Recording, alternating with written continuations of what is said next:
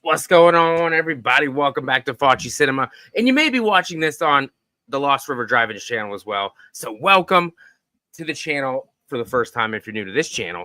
Tonight, just wanted to hang out with some cool dudes. Two dudes over at Uneeda Horror Podcast. And then Nick, obviously co-host of Lost at the Cinema on this channel.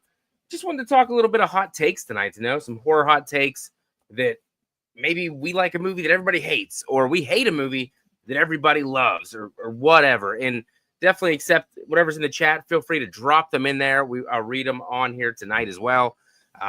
Any hot take is welcome, even if it is fucking terrible. But we're not the judge, we can't judge you for that. But appreciate you guys coming and hanging out tonight. Happy Thursday. Never usually do Thursdays, but this worked for all of us, so we did it tonight. And tomorrow's Friday, so it's the weekend. One more day of work. It's the weekend. Time to have some fun, relax. But tonight, we're going to bring on my man, Nick, from the Lost River Drive-In, right over there. Look at him. He's sexy. Yep. And Christian for Planet CHH, ladies and gentlemen. Hell yeah. What is going on, guys? Matt, Not much. 2 words, Not brother. much. Well, no, it's more than 2 words, but first name Russell, last name Wilson. Shut up. I mean, I'm glad he's good. I'm glad he's good for you. He wasn't good for us. That's cool. I like Bo. I'm happy with Bo. So What's up, everybody? Hi, hello. Yes. Yeah, we're talking hot takes. And what are you drinking over there? Just that game fuel, dog. Citrus cherry. Yeah. Is it good? Terrible for you. Yeah, I'll probably pea green, but it's good, brother. It's good. Good. Because I remember the last time you tried something new on here, you tried some kind of mango Doritos or some shit. No, Christian, I talked to Christian about that too. Those fucking Baja Doritos. Terrible. Yeah. Terrible. I liked them, like, right at first I thought they were good, but the aftertaste on them was pretty bad, and then I never had any desire to go back to it, Yeah. They come out with new flavors of Doritos all the time. I mean, obviously they don't stick, half of them. I never got to try the ketchup chips. I really wanted to try the ketchup chips. I heard they were good. I heard they were good. A lot of people said they liked them. I can't remember if that was Lay's or Doritos, but It was I know Lay's. the mustard ones. I don't like mustard at all, so I wouldn't have tried that. But I heard the ketchup was good. I could never find them at the store. Ew. I think the Doritos had ketchup too, and mustard, and I want to say they had tangy pickle. I think it was called tangy pickle Doritos. I got them one time. That sounds sexual. They were banging, and then they got rid of them and never seen them again. That tangy dangler. Yeah, brother. Tangy pickles. That does sound kind of a little bit of flame in there, but Yeah, Lay's had the ketchup chips. Yeah, you're right. Doritos tangy ketchup. Yeah, I think you and I talked about this once, Christian, about those ketchup chips, and I had a buddy named Dave. Bro, Dave has eaten ketchup with potato chips his entire life. He gets a bowl of ketchup and he just dips it. Really? Yeah. And I'm like, mean, dude, you're disgusting. I mean, they are potatoes, and technically, and you dip French fries in ketchup, right? Okay. Yeah, I mean, yeah, it's a different way to cook a potato, but like, I don't know. Not my thing. I'm not gonna do it, but you ever put anything on a potato chip, Christian? Not really. I mean, sometimes just like shredded cheese. Like when I'm like having my like 1 a.m. like F everything. I don't care how fat I get stuff. I'll get like a bunch of chips, put it on a plate, and then I'll sprinkle like a Mexican blend cheese or whatever. Just kind of drizzle it, melt it down, and I'll eat that. Or fucking chef. I shared a video. I shared a video to my Instagram story the other day that was just like that. It was like me eating my first plate of microwave nachos with cheese, and it was like, these are delicious. Like, give me 30 more of these. I'm like, yeah, dude, I'm a fucking chef. Yeah, I still do that sometimes if I'm in the mood. Get a put them on a plate, cook in a microwave. I thought I was the only one that did that. I'm glad. No, I love it. That. When I was a little kid, I used to put Oreos like in a bowl, like cereal, and put milk in it, and like literally just eat a bunch of Oreos like cereal. It's got to be so bad for you. It's good.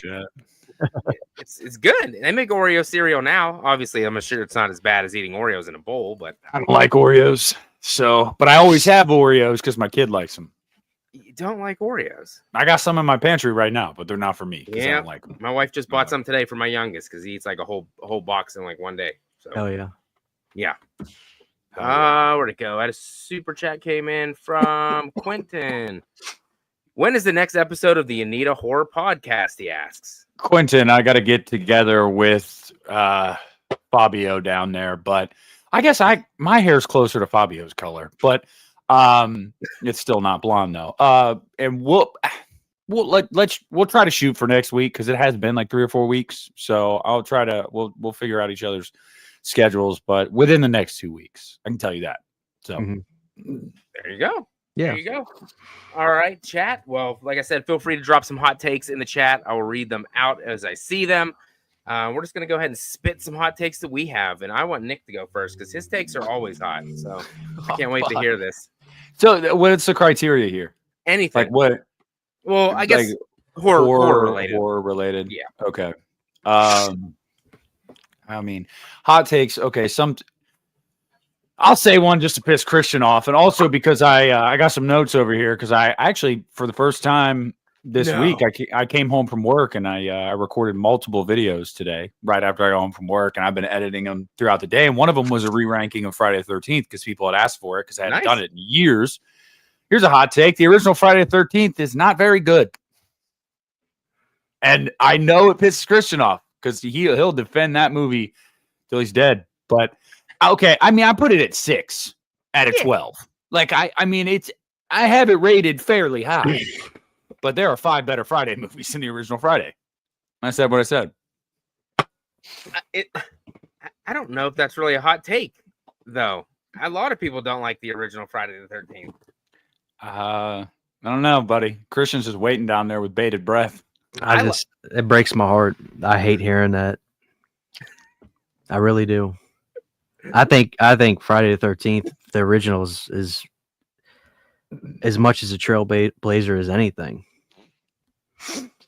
I don't get it. I really don't. If you say it's boring, I can't really argue that because that's subjective. But if you start getting specific into stuff, I guarantee you I can checkmate you with something else you like that does the same thing. That's the beauty of subjectivity, brother.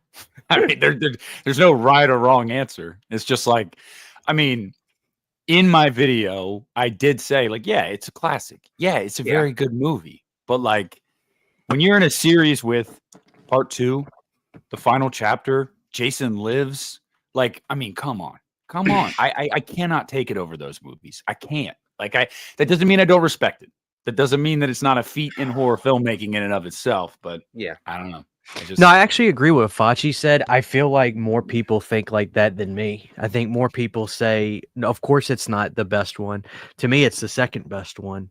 But I get it where most people, I feel like I feel like more so agree with you. Maybe I'm wrong, unless they're old in the chat. The old people like Friday the 13th, the original. Yeah. So, but man, I didn't like it for a little. I didn't love it for the longest time, but as I get older, I just love it. I get to where I really like movies that have the kind of tempo that I have, where it's just like kind of even keeled.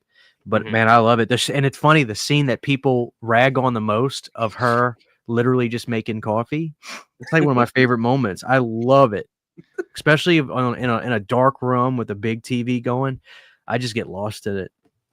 Well, no, I mean, scenes like that are always cool. I actually like those kind of scenes too. They're like moody.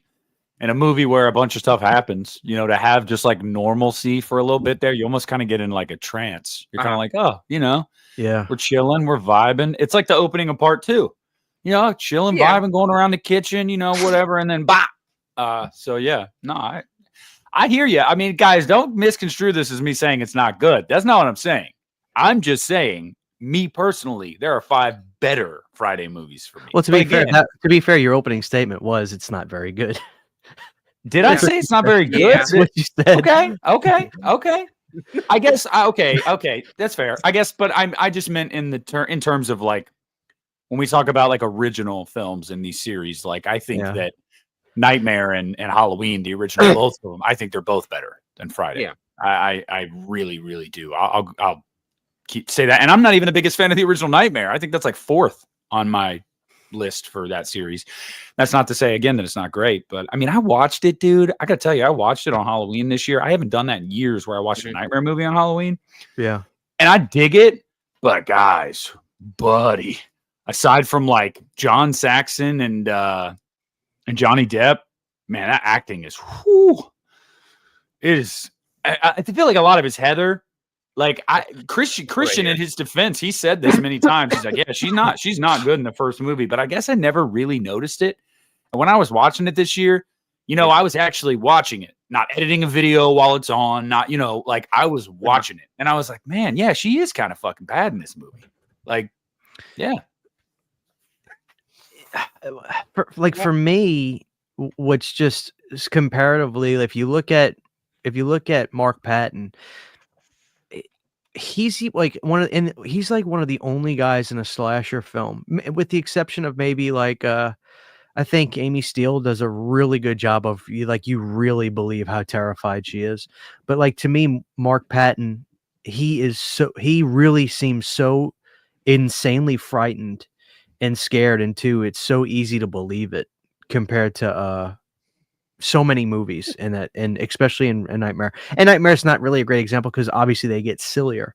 But man, when I watch 2, I just think Mark is, despite the problems that movie kind of has, it's funny because there's a moment in the film, I don't know if people notice this, there's a moment where the coach makes them do like push-up stances out in the yard, and then they get into something happens like a couple days later where they're talking shit about the coach and he walks up behind him, and then it cuts to them in the position again where they had the clothes on from the other day. So that's literally just another insert shot right there. There's technical things about Patu, but like his performance to me, and I think Heather's good. She's not, you could tell she's acting, I think, in 1. I think she's way better in New Nightmare, but comparatively, I just think Mark Patton just blows away Heather Langenkamp in part 1. That's just my opinion. But I think if you watch the films, it's so easy to believe Mark. He's terrified. Like you really believe how he's fucking terrified in part 2. So, and let me be fair, guys. PJ Souls and Nancy Loomis aren't great in the original Halloween. You know, it's like a lot of these movies you go back. That's where I was gonna kind of go to. It's very soundbitey and things like that, but that doesn't, I mean, it's all in context of that movie. But to me, going back to Friday, I just think Friday is, I don't know, to me it's like, I just feel like the tone of that movie, what that movie did too, is it really set up the blueprint. It's mixing Halloween and Dawn of the Dead together, and then boom, that started the whole decade. And I love Pamela. The older I get, I just look at that as like, it's like, oh, that's different. Mhm. And I don't know if that was ever really done a whole lot after that with like the mom killer. Maybe it was, but I can't think of anything of super prominence. There's Mother's Day and things like that, but Mother's Day, it's funny because it's really the kids that kill. That's a great movie too. But I love Friday, but I feel like more people actually feel the way Nick does about it. Yeah. In recent years, yeah, I guess you're right. But Matt, hit us with a hot take that's going to piss Christian off before he goes. I want to, yeah. I don't really know what I'm going to say yet. I didn't really plan this. This is one. Nick always says go into these without taking notes. Oh, and making lists. I've got one. Yeah, but go. Don't take notes. Yeah. Well, I don't even know if it's a hot. I guess it is because a lot of people like this one. Hot take for me. It's from the Scream franchise. I think a lot of people have Scream 4, like, number 2 in the franchise or 3. I think it's the worst movie in the entire Who franchise. the fuck has Scream 4 at number 2? I've seen it. A lot, Christian. A I've lot of people seen do. A lot of people do. Yeah. No, Christian and I agree. It's the only Scream movie that we genuinely don't like. Like, it's just like, yeah, no thanks. We watched it. We did a commentary like 2 years ago. And after it was done, Christian was like, dude, I just don't like that movie. And I was like, yeah, I don't either. Like, I thought I did. Nope. No. I didn't like it from the moment I saw it in the theater back when it came out. I was like, I hated it. I didn't like that at all. I didn't like the killers. Obviously, everybody talks about how goofy it looked with the sheen that was over it the whole time. I don't know. The vibe of the I agree about the sheen, but honestly, like if that was my only complaint, I'm not complaining. I would just be like, I'd be like, well, it would look nice if it looked like actual film and grainy, but I don't know. I don't vibe with it at all, and I don't like. I respect that, but I don't. The essence of that movie about wanting to be famous and stuff. To me, it just felt really superficial, and I don't care for it that much. It's just not. I don't like it. See, Christian, the chat. I guess I'm wrong, man. Yeah, I'm very out of touch though, because I've come around on Scream 3 a lot, and I think Scream 3 is really the only sequel that. It's funny. It's like, to me, Scream 3, watching that back recently, I feel it really says, okay, we realize now that doing sequels about making fun of sequels, doing this, we realize all the way how silly this is. So let's just Ghost Mom. Let's go.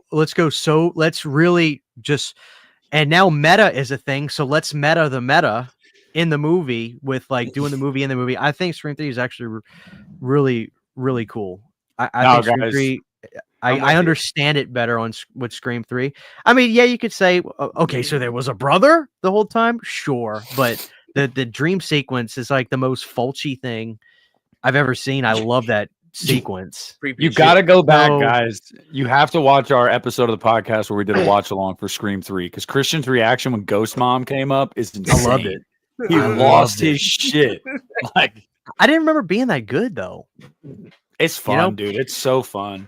That's the thing about not watching these movies for so long, is I'll have a strong opinion on it, and then I'll catch myself. I was like, man, maybe I need to shut up sometimes about like hating on shit that I haven't seen. And I don't know, the last time I saw Scream 3 before that was maybe 2012, 13.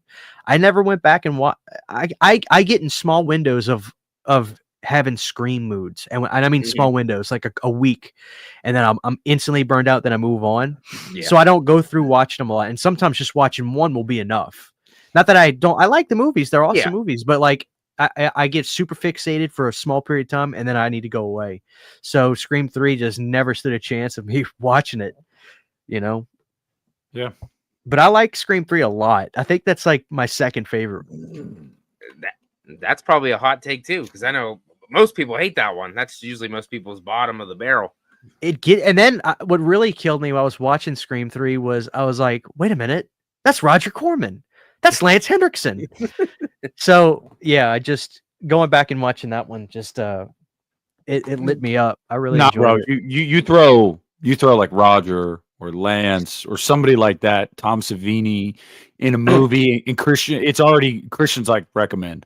Yeah, but I recommend that movie. 3 stars. Automatic. Anything with Lance Henriksen is automatic 3 stars. I don't care what it is. If Lance is in it, it's automatic 3 stars. That's my starting off point. And Lance actually had a decent role in that movie too. Did. It wasn't like he was just in it for a minute. Like he got killed and everything. Yeah. You know, so yeah. He did. Well, you said you had a hot take. You thought of one. I'm interested to hear this one. He might see if he's trying to piss either one of us off. Well, no, you've heard it 1,000 times, but I'll say it here is that I don't think that Texas Chainsaw 2003 is better than the beginning, and I don't think it's the best of the big four remakes. And it seems like everybody loves Texas Chainsaw 2003. Matt, you want to chime in?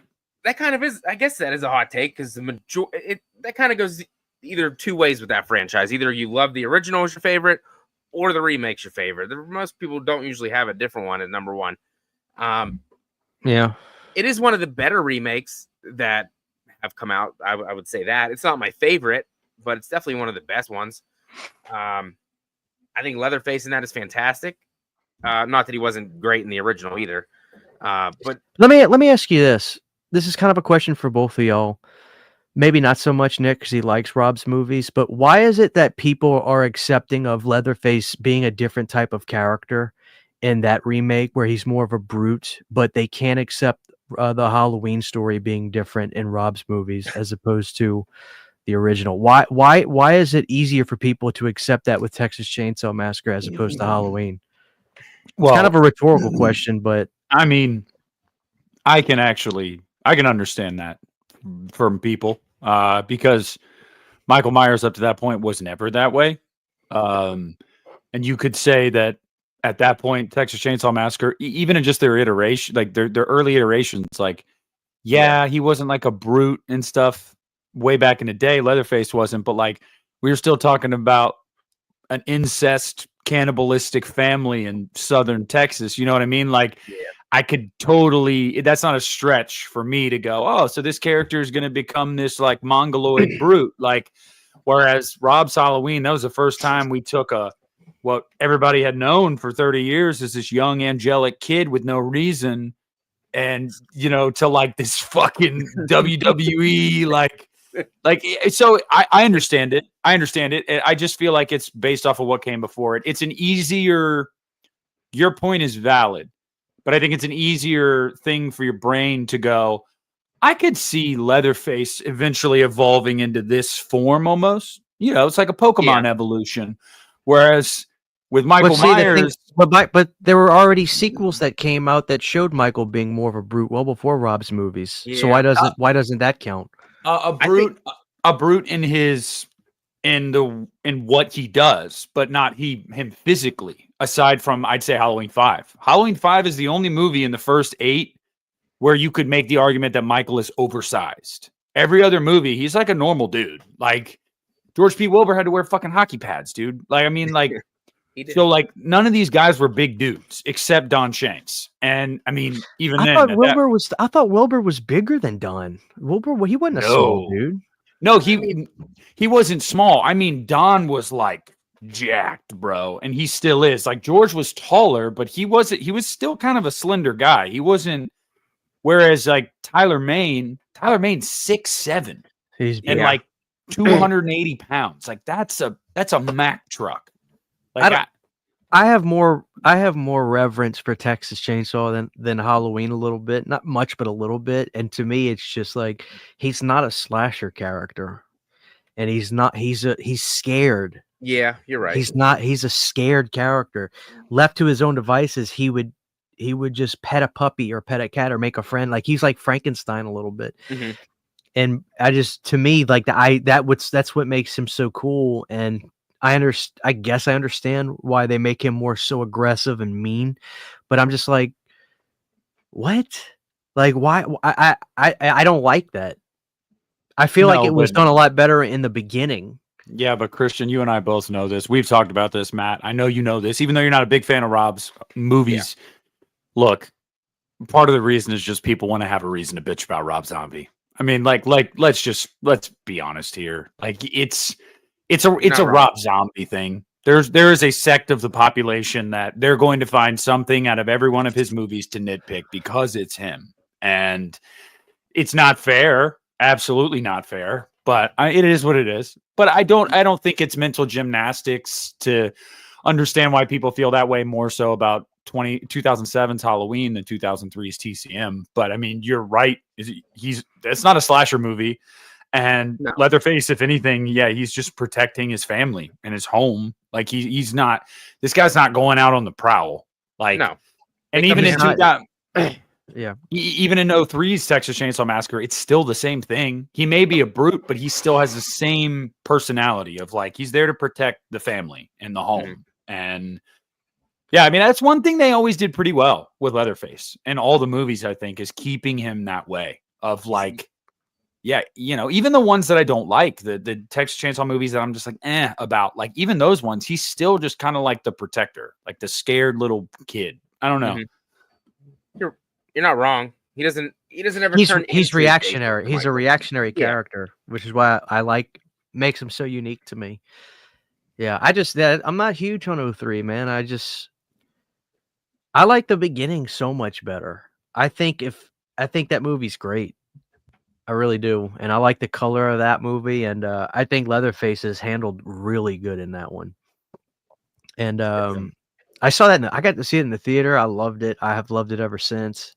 I just think that one's really good. But I respect the fact that, you know, people loved 03. But like, I would take Rob Zombie's Halloween over Texas Chainsaw Massacre 03.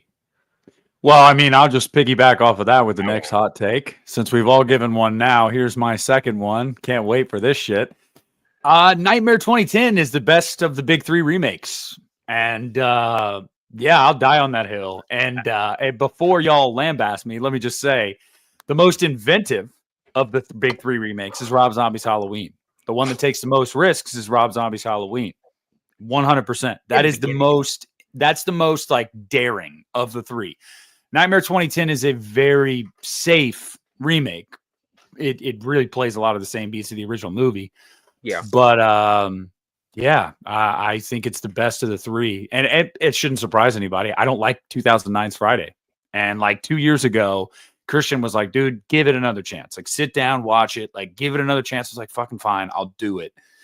And I came away with the same thing. I think I liked it a little bit more. I moved it up like 1 or 2 spots in my ranking for the franchise overall. I love the opening 15 minutes. I think it's some of the best Friday ever. Like, that opening 15 minutes is the fucking shit. And then after that, it's just like, I don't know, all the characters. No, I'm not kidding. But I mean, you know, I mean, if you guys know my channel, you've heard me say this before. But again, this is hot takes, right? So yeah, I just think it's the most palatable out of all 3 of those movies, guys. Let me ask you, all 3 of those movies, which one had, okay, the best cast would probably be Rob Zombie's Halloween. Actually, I won't lie, but my favorite central character of the 3 is fucking Quentin, Kyle Gallner in the remake. I love Kyle Gallner in Nightmare 2010. He's awesome. I love him. Rooney Mara doesn't exist. But yeah, No, she doesn't. No. That's your favorite character out of all the big three remakes. Yeah, I think Quentin is my favorite character. I Oh, also man. think, I mean, no, come on. I love Scout. But Oh, no, Scout I was going to say Malcolm McDowell. Are you kidding me? yeah, but I still, He's amazing. he is. Well, it's Malcolm gives a better performance. Yeah. I'll give him that. But I don't know. I just feel you also got to understand. I mean, you get it. You guys get it. We're all not too far off in age. When Nightmare 2010 came out, I was 16. So, like, I don't know. I just kind of related to Quentin. Like, I was like, No, yeah. I like him. I don't have a problem with him. No. Just don't watch that movie ever. it just to me. I just watched it the other night. I can accept the fact that what I'm gonna say could be thrown to Friday, but to me, just the Nightmare remake just feels like it's computer generated. And they didn't take any risks. I hate the word safe. They didn't do anything. And the fact that he didn't, if they would have done something unique with it, then I could play ball with it. But well, that's the biggest problem I have with that remake is that for 2/3 of the movie, they tease that they are going to do something big with it, something different. And they're like, just kidding. I'm like, come on. Like, they were right there. I don't think Jackie did a bad job, but at the same time, I would have done something. I think I don't know if that was the best route to take Freddy's style. I would have had him say even less in the movie, to be honest with you. I will say one thing that Jackie brought to that movie that I do think is great, and I think anybody can agree with this, is the fucking this thing that he does with the fucking knives when he's doing this. Like, I love that, and that was like Yeah, a that him was thing. good. That was good. But the dude that gets killed in the beginning, I'm 32 and I still feel like he looked like he was older than me Yes. in that movie. You know, but Nah, then dude, again, he's like when I 17. was, He's- you know, that's something I do miss when I was a kid watching teen movies where you had 30-year-olds. Like, I still feel like I'm in the game because in the movie Slaughter High, there's a woman who was 33 playing a teenager in that movie. So like, I feel like I'm still in the hunt. You Like can do it. I could still do it. I could still play a Hey, teenager if I get cast in the movie. Danielle was 32 in Rob Zombie's Halloween. Oh, 32 God. playing a I'm 17-year-old. there. Yeah. She kind of But looked she like pulled it. Yeah, she pulled it off. She did. I will say she's finally starting to show that she's older now, which is Yes. crazy. It took her like 30 years to start to show some age, but I mean, she still looks great. But like, you couldn't cast her at 17 now, but 15 years ago you could because she still looked it. You're not wrong. All right, give us another one. Who's next? Let me get I saw. Oh, where's it? This one right here. This is from the chat. Halloween 2 and 4 are better than the original. I said what I said. He's just stirring shit up. I'm not done. I can see that. Taking away, I can see that. If somebody says, dude, Halloween 4 is my favorite, I could totally say it, or Halloween 2. Oh, that brings me to another hot take, but I think Nick's going to agree with it. But you have a super chat, Nick. Cut That's the not BS. mine, is it? Oh, it is? It's yours. I don't know how this works. I don't know how this works since I'm sharing it to my channel, but cut the BS. Who has the best Chad Kroger impersonation? Oh, brother. Christian. I'm not doing. I can't tonight. I'm not even going to attempt to. I'm sorry. Can't Just give it to him. I can't. Like my throat hurts. I already crowned you. You don't even. I got to do it because I got a super chat. I got to do it. All right, come on, Nick. I'm trying to think of a good line because like everybody goes to photograph. Fuck. Oh no, one of my favorites is that they're playing a live show. Okay, I'm gonna do an impersonation of him on stage. It's one of my favorite videos I've ever seen. Just like early days YouTube. They were in some other country. He's like, "You guys ready to hear some rock and roll?"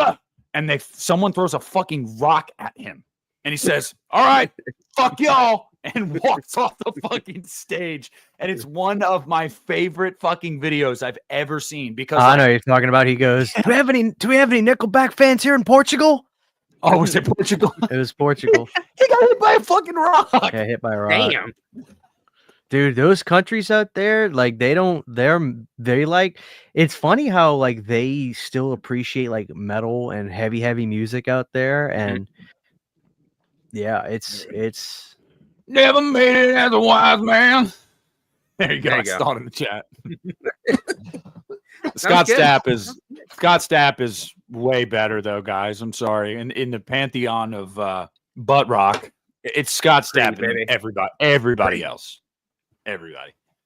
I feel you. Another one. Super chat from Quentin. I turn 20 next month on December 17th, and hopefully you guys celebrate my birthday. Well, happy early birthday, bud. Happy early birthday, man. Yes, sir. That Halloween hot take got me thinking. I think Halloween 4 is overrated. I know a lot of people have it so high, and I rewatched it again, obviously for Halloween time, and I was just like, it's fine. It's a good Halloween movie, I guess. It plays it safe. It's basically a remake of the first one. Michael just looks a little goofier, obviously. I know. Did you watch my video, Matt? Did you watch my video? You took notes. I did like the video and I commented on it, but I know you did. I was thinking that before. I got some shit for that take, dude. I got some shit. I texted Christian. I was like, "Yeah, note to self: don't make a video saying Halloween 4 is overrated." And he was confused. He's like, "What do you mean?" I was like, "I made a video, and my comment section's a war zone."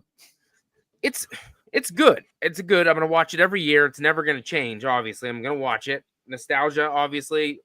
AMC Fear Fest. It was always on, so watched it constantly. But the kills are, Rachel's fine. I'm not a big Jamie fan either. She's fine.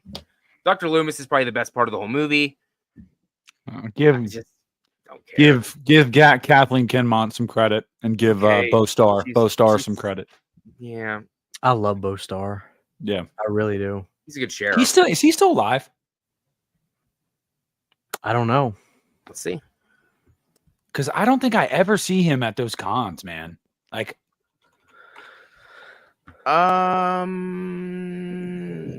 yeah, he's still 80. alive. Okay, cool, good for him. Still alive. But yeah, it's. Christian, what do you have to say to that hot take? So it's weird for me. I just feel like my brain works so differently from y'all's, because if somebody was going to say, Christian, is Halloween 4 overrated? I would say, of course it's not. It's a cult film by nature. How could a film that's a sequel to a horror franchise that the average person doesn't know about how could it possibly be overrated? That doesn't make sense to me. Just by that, I would say, well, of course it's not overrated. It's not a huge film. It's a cult film. By design, it's impossible for it to be overrated. I don't understand. That's honestly what I think about when stuff like that gets said to me. Well, perspective, context is key. I mean, I think that Matt and I say that speaking from the Halloween fan base. Yeah. So, like, in the fandom, it is beloved. And I guess as a Halloween fan, I'm saying amongst the fandom, I think it's overrated. Just like if you as a Nightmare fan were to say, hey man, Dream Warriors is overrated. Now that is not as much of a cult. Like you'd have, that's a little different because most people know that movie and consider it the best Nightmare movie. But even if they didn't, speaking from the perspective of a diehard of that series, yeah, it's more directed at the fan base, not like the general public. I mean, yeah, the general public doesn't know. They don't even know what it is. The Halloween movie after Halloween 2 until Halloween H2O probably. So. Saturn Video. I feel the same way about Dream Warriors. I when I hear that, it's just like, what do you mean it's overrated? I mean, it's different though. That's not like that was MTV Freddy era. He was all over the place. Everybody knew him at that time. Yeah, but people, I still don't think Nightmares, and we've had this discussion 1,000 times. Halloween's still bigger than Nightmare on Elm Street by a country mile. It is now, but I would say peak Nightmare fandom in the late 80s, shit on Halloween at the time. What do you mean when you say Halloween 4 is overrated? Are you saying there's things you don't like about it and you don't understand why people like these things about it? Is that basically what you're getting at? Because if that's what you mean, then like, yeah, I can understand that. If that's what you mean, but like, do I think do I think Halloween 4 is overrated? No, of course not. What's overrated about it? I mean, the only thing that really got going for it really got great atmosphere, obviously. It definitely feels like Halloween, but everything else is just a regular slasher. Really. Well, here's the thing about it that I'll say. Like, people love Ellie, but to me, she's too straightforward. She doesn't have any personal faulty traits about her that make me relate to her a little bit more. She's a good person, and to me, like, she's too I don't want to say bland, because a lot of people like her, but like, I just wish there was something about her that was off, or like she had a problem, like she liked to drink, or she was a smoker, or there was something a little like a faulty personality trait about her. There really wasn't. And I think that's by design, because it's like, okay, people can dig this girl. She's a good girl. But to me, goody two shoes. Thank you, Aaron. But like, to me, that's why I don't like that character that much. So, but at the same time, they designed her that way to not give people a reason to dislike her. So I feel like I get that. Yeah. But I like the way Michael looks in 4. I like the score. I love the scene where they go to the insane asylum, and you got that quirky, wacky looking that dude. That's my favorite scene of the movie. I love that scene. Yeah, Jesus ain't got nothing to do with this place. He's so quirky looking. Like, he really, like, I love. That's my favorite scene of the whole thing. I love it. Personally, I don't think so. I think Halloween 4 is fantastic. I don't think it's overrated at all. What's There's better, things I Halloween don't- 4 or Halloween 5, Christian? 4 is better. 5 is a very quirky movie, but that doesn't mean I don't love 5 is just as much, or some maybe even more in some different ways. But like, if I'm gonna show anybody a movie, I'm showing them Halloween 4. Are you kidding me? Like, I'm not showing if I show a normal person Halloween 5, they're gonna be like, "This is fucking terrible." Like, and I'm right. So, Well, so I don't think it's overrated at all. No, I in fairness, my mom thinks Halloween 4 is terrible too. I mean, that's I would be willing to bet my mortgage she would say 5 is terrible as Oh well. yeah. Oh yeah. But don't trust my know? mom's opinion, guys, because she loved Halloween Ends, which shocked me. But yeah, she's kind of all over the place. Who so. doesn't? Who doesn't? So I don't know. Well, I don't. That doesn't surprise me. Well, I think we joked about that, but no, it's a movie that has real life kind of themes to it that it can make people that are not horror fanatics like sink their teeth into. Yeah. So like, I get that. Corey Cunningham. that. Yeah. Corey Cunningham, baby. And yeah, I totally get that. Well, Christian, why don't you you're give up. us a hot take, brother? I'm trying to. I'll be honest with you. Let's do something off the wall, man. I know. do I'm trying to think. I should have thought about this more. Yeah, me too. Let me see. Get the chat. Look at the chat and see what they're saying, and I can. Well, no, we didn't address Mark's. Mark said this at the open. This and one he right here. messaged it. Yeah. The Thing from Another World is better than John Carpenter's remake. I don't agree, but I absolutely adore the fact that you think that, because first of all, Mark, I always call him Saturn, but first of all, I get so fucking annoyed when I hear people say The Thing from Another Planet. I'm like, idiot, it's World. It'll really piss me off when they're talking about it like they know what they're saying, and they clearly haven't even fucking taken the time to watch it. The original Thing from Another World is fantastic. It's a monster movie, though. It's not a creature feature, really. Mm-hmm. It's a monster movie, and it's got women in it, which is nice. I love The Thing from Another World. I think John Carpenter would also tell you that is better than his movie, but I don't agree. But I don't agree, but I really do love the fact that you think that, because I love The Thing from Another World, and it kills me that people won't watch it anymore because it's an old movie and it's black and white. And yeah, so that's all I'll say. I'm sounding like an old man myself, but please watch. It's so fucking good. And there's a great fire scene in it. It's good, man. It's a good movie. There's stuff from like old movies I'm really getting into. Like Alice Cooper's favorite movie is Carnival of Souls, and that was fantastic. I can't think. I think that was from the 40s or 50s. But the older I get, the more I get, and from doing this for so long now, I get into more older stuff just by like one of my favorite old movies is called Murders in the Rue Morgue, and it is insanely good.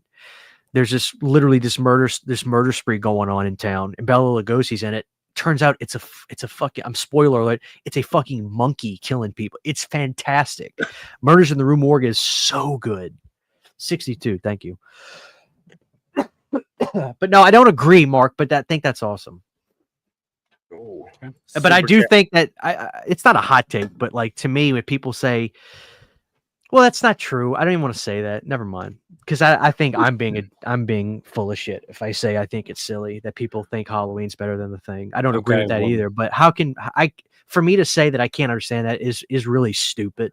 So I can't even bring that up. Of course I can understand how people think Halloween's better than The Thing. Hot take. I wouldn't be surprised if I lose a couple subs over this one, guys. I definitely want to hear your thoughts, though. I don't know why Wes Craven ever got the moniker of Master of Horror, because, I mean, Wes Craven has a handful of, I'd say, great movies. But I'd say most of his movies range from like B-movie schlocky fun to just like Shocker. Fun movie. Yeah. It's not great. It's not fucking great. Are you kidding me? Like, we're not even gonna. I would put Carpenter's 3 best movies against Craven's 3 best any day. I'd put even guys like we've talked about working today, James Wan, Mike Flanagan. Like, I'll go. Shit, this is a little bit of bias for sure. Most people wouldn't say this. Rob Zombie, like directors that I prefer over Wes Craven. I just don't think his oeuvre is all that impressive. Like, if we're being honest, a lot of his movies are fun, but they're not great. And the ones that are revered as great, what's the best? Almost no one thinks that the original Nightmare is the best one. Almost no one. Very few people say that's the best Nightmare movie. Scream? You can say, oh, well, everybody loves Scream. Well, a lot of that, you got to give credit to Kevin Williamson. Yeah. Like, you've got to give a lot of credit to that. That meta approach, that's all Kevin Williamson. Not to say that Wes doesn't get credit for the directing. It is great, but like, I'm just saying, like, I don't think, go back and watch some of his older movies. The Hills Have Eyes. Ugh. That remake is so much better than the original. So much better. Like, 100%. It's, and Last House on the Left. Remake's better. I mean, I think the remake's better too, but that might just be prisoner of the moment. My age, I understand that. That one you'll get a lot of pushback on. There will be people that say, no, the original Last House is better, but most people would agree the remake of Hills Have Eyes is better than the original. So, and we say like, oh yeah, it was a different time. And it was a different time, but we don't use that same argument for some of the directors back then that were the fucking goats. Like I said, I mean, people don't look back at John Carpenter's movies and go, well, it's a different time. You got to cut him some slack. No. John Carpenter's movies were fucking bangers for like years on years. He was putting out movies that are revered still to this day. Give me my top 3 Carpenter are Halloween, The Thing, and The Fog. I'd take those 3 movies over any of Wes Craven's movies, any of them. And I mean that. So you wanted hot takes. It's a hot take. That is a hot take. I would take Scream over most of Carpenter's, but that's about the only one. Nightmare, I'm not even, you know me, I don't even like Nightmare that much, so I really don't care that much about that one. And then the other ones that I've seen of Craven, like you said, they're just not that good. Christian, what are your thoughts, man? I mean, you're the Nightmare guy. You're definitely I'm not the Nightmare guy. Well, in my opinion, you are, but of the 3 of us here, you're the one that's more well versed in older horror, so you know probably more of these. I mean, I guarantee you'd take Fulci over Craven. I think you'd take Argento over Craven. I mean, yeah, but Romero. Do I think Romero's he's my favorite, but I don't know. It's hard. Like, I can't say I wouldn't call him a master of horror because, I mean, even though I hear what you're saying about Last House and The Hills Have Eyes, it's like, dude, people were like, those movies were huge. They were huge. And I mean, to make a movie like A Nightmare on Elm Street, that's literally never going to go away. He created another version of Dracula, basically, dude. Yeah. Just that alone, I think, is enough for me to call him a master of horror. But I think he's had some pretty damn good movies. I think Serpent and the Rainbow is one of the best movies of the 80s myself. I think I would take that over The Fog any day of the week. Just going off of your top 3, I think Serpent and the Rainbow is fucking amazing. I think that's one of his best movies he ever did. But in terms of like legendary stuff, I would say Last House, Hills Have Eyes, Nightmare on Elm Street.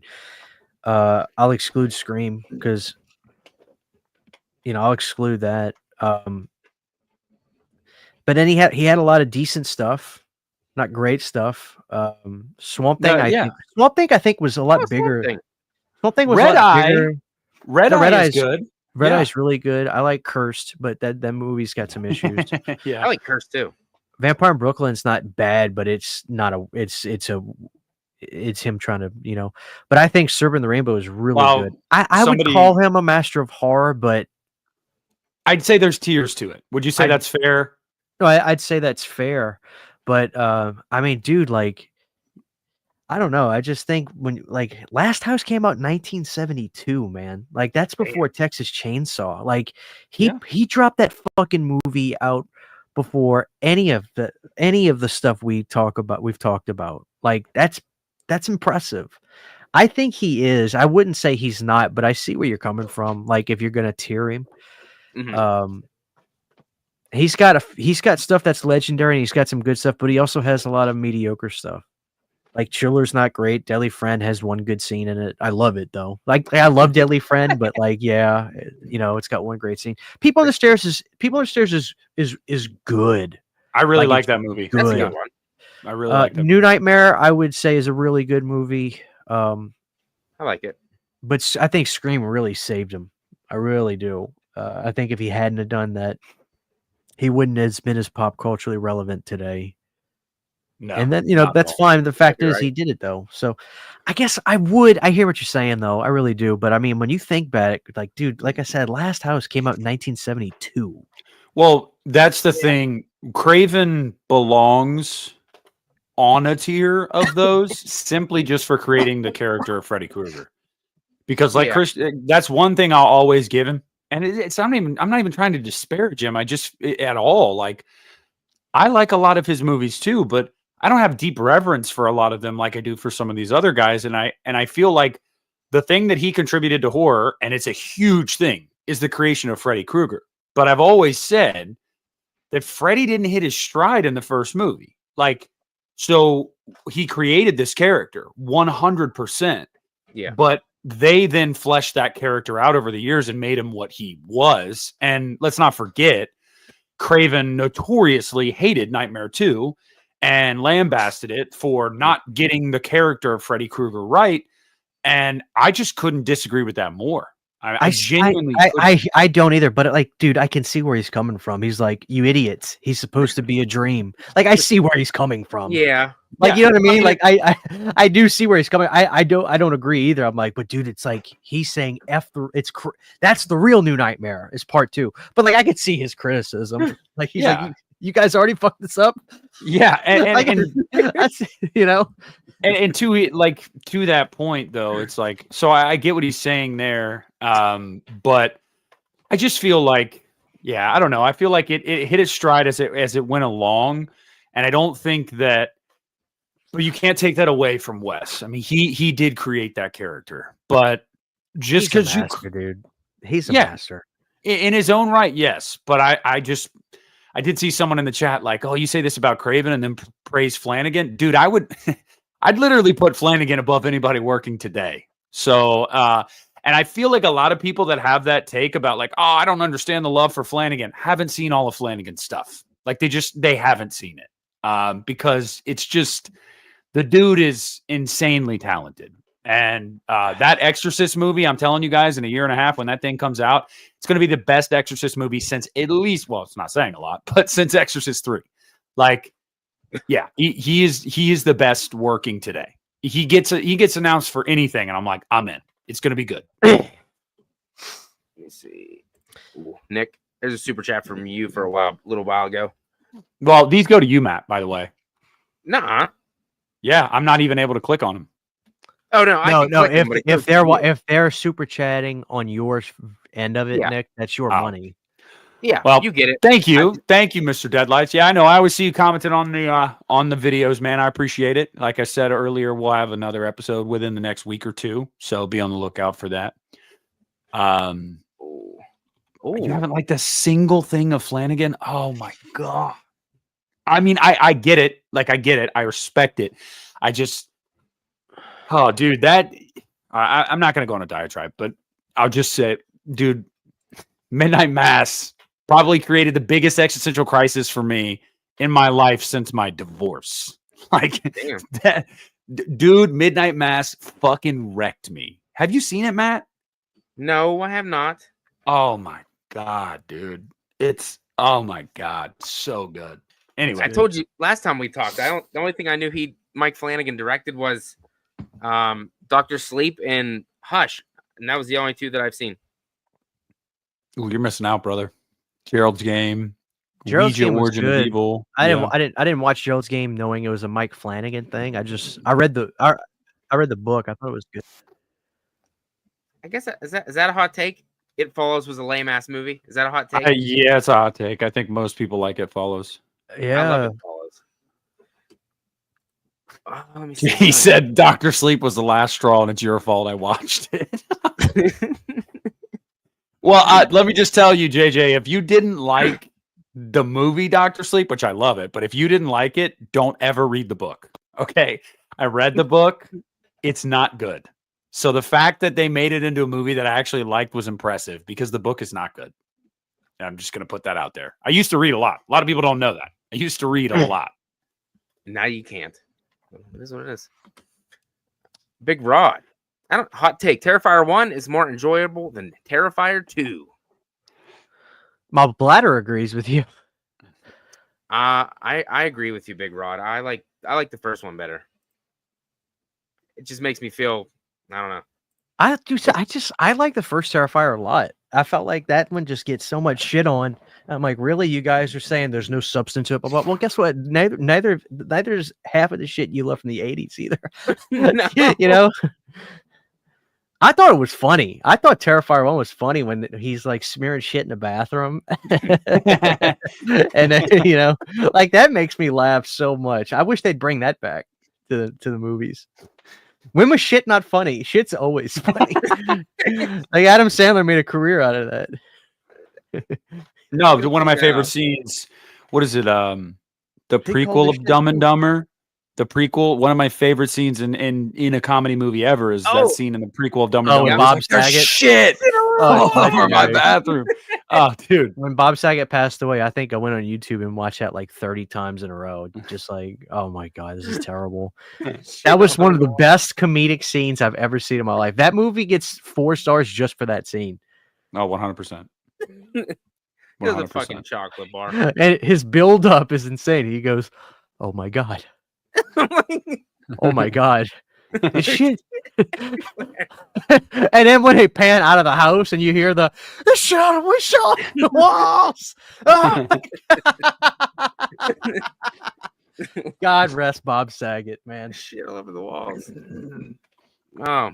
It's everywhere. Someone hit us with another. Evil Dead 2013 is better than the original. I agree because that's my favorite one. So I mean, I agree. I know Christian doesn't agree with this, and I'll just say to this point, I agree, but I hate the phrasing of that because it's not a remake. So I understand why people like it. Just makes it sound like, oh, the remake is better than the original.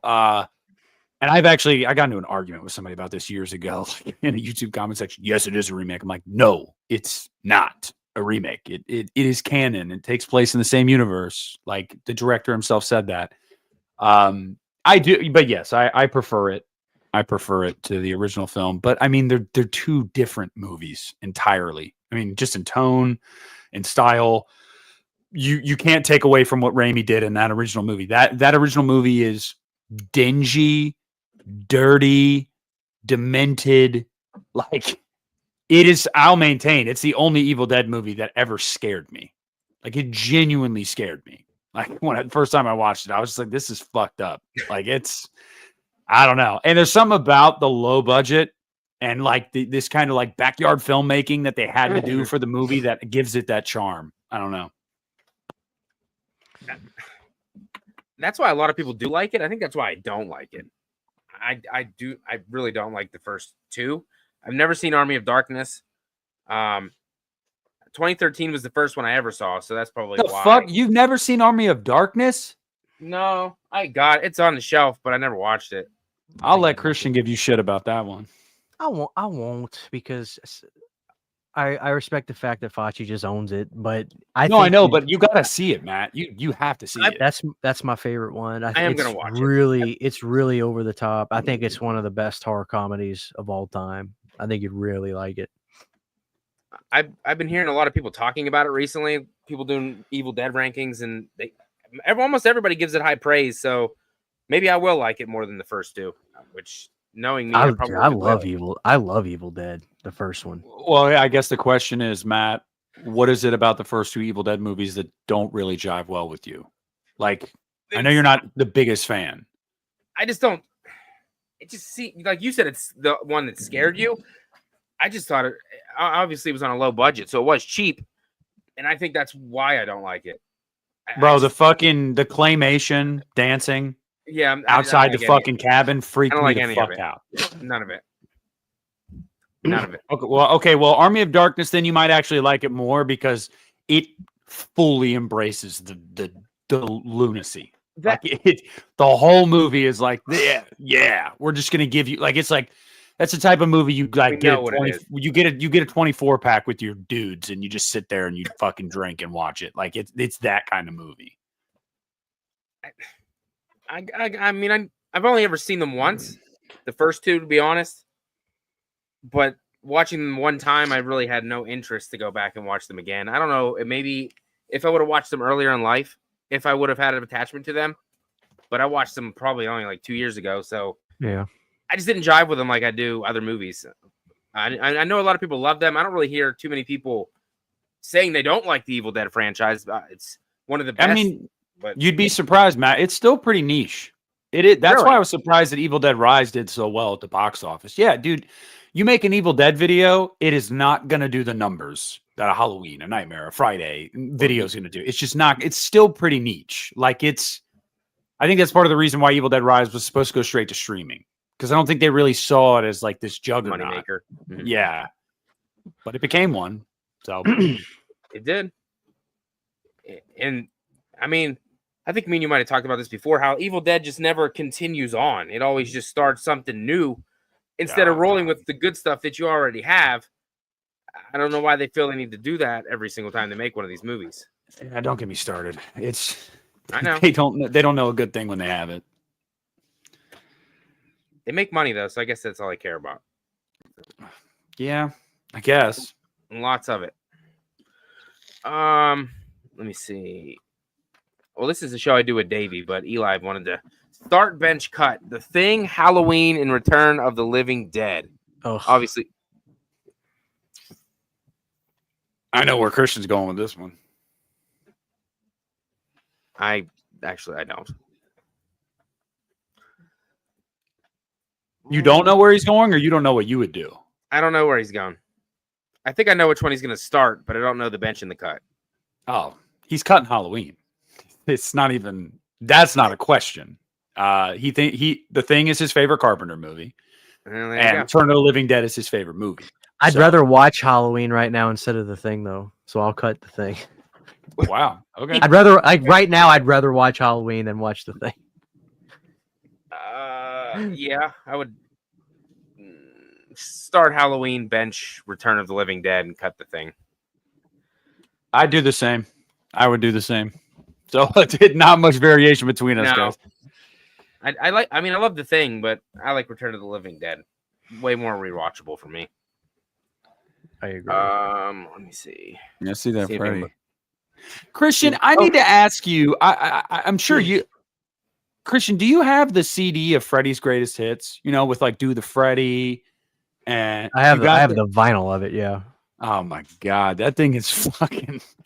It's something. The first time I listened to it, I was like, "How does this exist? And what is it?" And I still don't know, but I love it. Some of the songs are they're just insane sounding. Well, that's a good question. Yeah. Which horror franchises did you guys never bother seeing any of the sequels after disliking the original? Example, I hated the original Texas Chainsaw, so I'm not watching the 42 sequels. Ooh. I'm not built like that, man. I watch them all. No. Yeah, guys, you're talking to a guy like Christian's a full moon guy. All right. He's seen a lot of shitty sequels. I've watched Zombie 5 Killing Birds twice, if that answers your question. Cruel Jaws. Jaws. I watch because of you guys. I go through all of them, man. There isn't a series. I can't think of one, whether I liked the first movie or not. No, that's not true. Wrong turn. I did not finish that series. I think I've seen them. After 5 or 6, I think I was done. I never saw 7, and I might not have seen 6. The only wrong turn movie I don't like is the remake. That was filmed where I grew up. Yeah. The remake was, yeah. The guy that wrote Halloween 4 wrote that too. Alan B. Gilroy? Yeah. It was I fine. remember. It's just I was so bummed out.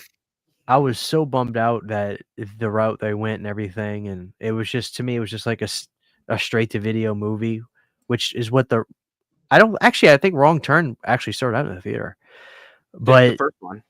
yeah, I loved Wrong Turn. I mean, Oh, I really did. They were so great. They were so Blu-ray. bad great, you know. Yeah.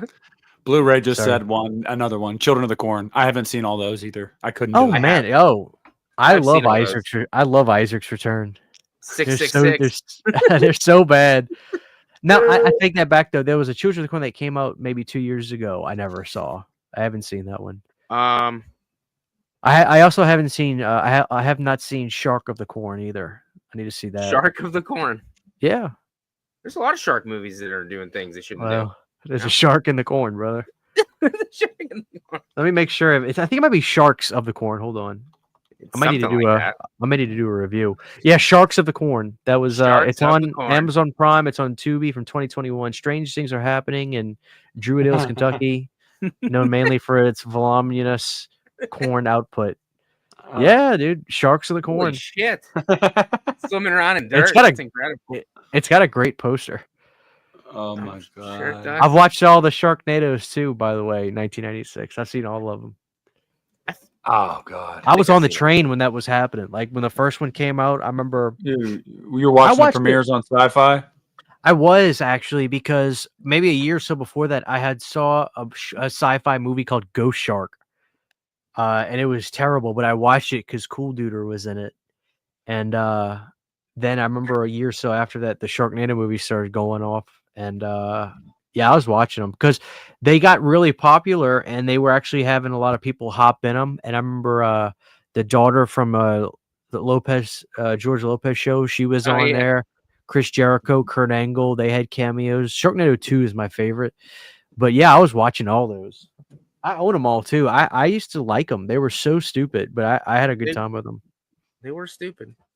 Was Tara Reid? She was in a bunch of those, wasn't she? She was in a bunch of those. I don't know if she did all of them, but I know she was definitely in the first couple for sure. Y'all ever watch the old Sci-Fi original movies from like the early 2000s? The El Chupacabra movies? Sure. Dude, those were great. I don't care, Dude. Matt. That scared the shit out of me. I still believe in Chupacabra. Chupacabra. I Yeah. still believe. You ain't wrong. And it's crazy, man. Like I say, Sci-Fi made them. I think what they did was they bought them, but yeah, they purchased those 2 Return of the Living Dead movies, and then they did 2 Pumpkinhead movies too. Yeah. And it's funny because those 2 movies are like, those DVDs are not super expensive, but like they're collector's items to have Pumpkinhead, Ashes to Ashes, and whatnot. Pumpkinhead 4 because they're out of print, but they got DVD releases when those movies came out. We need a remake of Pumpkinhead, man. Leprechaun. I think I've seen all those though, especially Back to the Hood. Those ones are hilarious. Back to the Hood is tolerable, but Leprechaun in the Hood is absolute dog shit. I like the Leprechaun Returns a lot, man. No, is that like the requel one? No. Oh wait, yeah, It's that's like the the newest Halloween one. 2018. Yeah. Yeah. Yep. I was They- thinking of Origins for a second. I was like, no, you don't. Fucking So- Hornswoggle. The wrestler. So in Leprechaun Returns, in the beginning, it's Jennifer Aniston's kid is the star of the movie, and in the beginning, she has like a moment where she's having like a flashback where her mom's talking to her, like in like a kind of like a flashback type stuff, Mhm. and it sounded. I was like, I can't believe they actually got Jennifer Aniston to do this, but they got an actress to talk and sound exactly like Jennifer Aniston. And I really, it fooled me because if you watch it, you'll be like, holy shit, that's her voice. If they would have gotten Jennifer back for that, that would have taken their whole budget. Yeah. but no, it does sound like her. It definitely does. And DS616 says, "What's the best horror villain space movie, and why is it Jason X?" I love Jason X, but I go Hellraiser Bloodline. Like I'm sorry, that I think that's the best in space horror movie. I hate Jason X, so not that one. Alien. What are we talking about here? Yeah, okay, but that's Yeah. I'm taking it more as like a novelty of an established franchise that had a movie that went to space, not one that's set in Based space. in space. Yeah. Okay, if that's the case, Leprechaun 4. I was gonna knew say he was- that. I knew he was gonna say it. Oh my god. No, that shit, dude's I like Hellraiser Bloodlines. It's funny because I watched on that 4K set that came out. I watched that. I forgot the name of the cut, but it's Work different. print. The work print. Yeah. I like Jason X the most. These motherfuckers with this Leprechaun. Leprechaun bullshit. 4. It's funny how outlandish the first 3 movies already are, but 4, it's like somehow 4 goes too far for people, and then they say 4 is stupid. Like, okay, so really the first 3 about a killer leprechaun isn't Fine. stupid? Like, no, I mean it's stupid, but like, look, when I think of Leprechaun 4, the thing that stands out to me is the climax where he's they he's a superimpose. kaiju. He's a kaiju monster. It's so bad, and like I don't know. I mean, it's fun. Like I mean, it's enjoy. Dude, Warwick Davis just choose the scenery as the fucking Leprechaun. You're not gonna find him giving a does. bad performance. I think people like 3 the most though. 3 is fun. Vegas. Las Oh Vegas? yeah, buddy. Yeah. Like 3 seems to be one that people really, really like, and I get it. 3 is great, and I think that's like the horror fans' favorite. But then again, who's not a horror fan that would say they're a Leprechaun fan? I guess, but it seems like 3 is the fan favorite a lot. I think No, you're but right. I've never ever heard somebody say they like Leprechaun Origins. Never. I've never heard No, one it's person bad. say it. It's bad, dude. It's really bad. Did you watch it, Matt? I have not seen that one. Dude. What's I his heard- name? Christian Hornswoggle? Yes, the wrestler. He was Hornswoggle, Yeah. and I like the guy. The guy Hornswoggle. He's awesome. Like I follow him on social media, and he's a cool dude. And but yeah, it's bad. They make him like a a real prehistoric. leprechaun, right? It was more like a monster looking thing. Yeah. He's not a leprechaun. Yeah. Yeah. I think that movie was actually like financed by WWE Films or was. whatever. Yeah. Like I remember seeing that. Christian warned me before I watched it because we were preparing to do an episode for St. Patrick's Day on the Leprechaun franchise, and he warned me going into it. He's like, It's bad. this movie is terrible. And I was like, can't wait.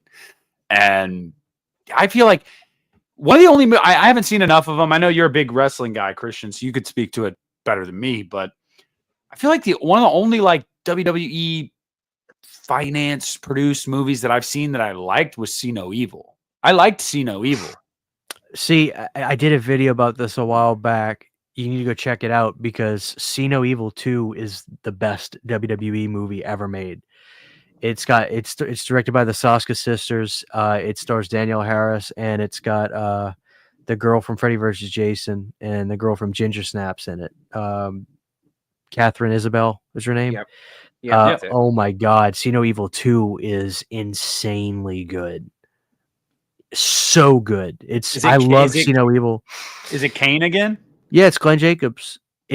Dude, See No Evil 2 is the fucking best. The Saska sisters, they can direct. They killed it. It was so good. Yeah, Okay. Catherine Isabel's in it. And it stars Danielle Harris. Danielle's great in it. So See No Evil 2 is fantastic. But they had a few decent movies. Oculus, which was Flanagan. That's a WWE film. It kind of broke out of the I didn't know like that. it kind of broke out of being known as a WWE film. But yeah, it's a WWE film. The Marine with John Cena was not bad. I remember I either saw it in theater or we rented it opening night when it came to Blockbuster. What else was there? There was a few, but the Condemned with Stone Cold wasn't that bad. That was pretty good. Stone Cold Steve Austin. But that was 2007. But it took a plunge really, really bad. It's not a studio anymore, is it? Well, I mean, it was never really a studio. I mean, what happened was WWE Films were partnering with Lionsgate to do See No Evil and See No Evil 2 and stuff like that. And they never really, it was just Vince McMahon like branching off into, trying to do that. And I think it finally died down, but they were making straight to video movies and straight to DVD movies for a long time. And I think some of them were doing pretty good. There were some decent ones. There's some really bad ones too, like The Chaperone with Triple H. It's one of my favorite worst movies ever made. It is so bad. I implore people to go look it up. It's called The Chaperone. It's a comedy. It's so bad. I love it. It's so bad. With Triple H. With Triple H, where he comes out of jail and he decides he's trying to get back into his daughter's life. So he becomes a chaperone on her school field trip. And it's so bad. There's actually a moment where like he's fighting the bad guys and they ask him like, "Who are you?" "I'm the chaperone." Like it's that bad. It's that bad. So you have to watch it. I love it. Oh my Chaperone. god. Let me see real quick. This one. Saw has the best continuity in any horror series. Yeah, you won't find me arguing. Of course. It's not like Friday the 13th did. Hell no, he's all over the place. You know? The paranormal movies were not scary at all. You haven't seen Paranormal Activity 3 then? That movie fucked me up. Like, here's the thing. I'm truly convinced that I really am a chicken shit, or I genuinely allow myself to be vulnerable when watching movies and I allow myself to truly let go and get lost in it. And if that means I scare easier, maybe, I don't know. But like, dude, when I saw Paranormal Activity, people were literally yelling and running out of the theater. I mean, running. They couldn't take it. And I remember driving home with my lights on in the car. Like I hit the lights in the car. I was so freaked out by it. You know? Yeah, I mean, I get it. It's something to do with found footage. It just doesn't work for a lot of people. Like it really just doesn't work. But like for the ones it works for, it really works. When found footage is good, there's nothing better, in my opinion. Like you can't. I think it just has to do with the fact that it looks so real. So it's scarier to us because we were like, oh, this isn't like a movie. Like Blair Witch Project, dude. I mean, we talked ad nauseum about that as horror fans over the years, but like, I can't tell you the reaction I had to that movie the first time I saw it. I'll never forget the scene when they're in the tent and they hear the giggles outside and they all just, well, I don't know why the fuck they ran like stupid as fuck, but like into the woods, but like that scared the shit out of me the first time I saw that movie. That scene scared the shit out of me. I know people that are younger that tell me that they don't really like it, and I do wonder if it's somewhat of a generational thing. Like, because when I first saw the movie and heard about the movie, man, it was sold to me like it was real. Mm-hmm. And I love the Blair Witch. I think it probably is the greatest found footage movie. I think so.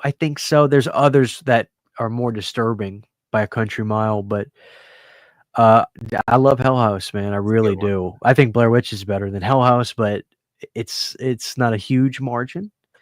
But I do think Blair Witch is just the best. Amazing. I mean, they were just amazing. But I'll tell you guys about a movie that I want to talk about. I did a video about this. I haven't posted it publicly yet, but I'll talk about it really here. One of the best found footage movies that literally nobody talks about. It's called The McPherson Tape, and it predates Blair Witch, and it predates The Last Broadcast, which is a good one. I hate the ending of The Last Broadcast, but it's good. It's a good found footage movie. The McPherson Tapes came out in 1989, and I don't know if you've seen that, Facci. It's legendary, but it's like buried for some reason. Mm-hmm. It's about a UFO sighting while this family is celebrating a birthday party, and the performances are really good. It is really good, and I'm a sucker for alien shit. Like if you want, Facci, look, you can get this really cheap. This is from AGFA, American Genre Film Association. Pick this up, this Blu-ray of The McPherson Tape. It's from 1989. It's a real found footage movie, and it was truly done because the guy didn't have a budget to make a movie. Mm-hmm. So he was like, this is what we're going to do. And man, it's good.